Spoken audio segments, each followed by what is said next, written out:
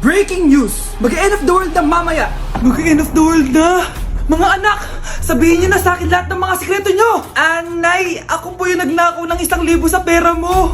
Kaya pala wala na akong pera sa pitaka ko? Nay, may jowa ako! Oh, ano naman? 5 sila! Ha? Paano mo na kaya lahat yon? Nay, ang baba po ng mga grades ko ngayon. Huwag ka po sana magalit sa akin. Okay lang yun, anak. Ano ba grade mo? 95. Okay na yun. Ako nga 75, masaya na ako eh.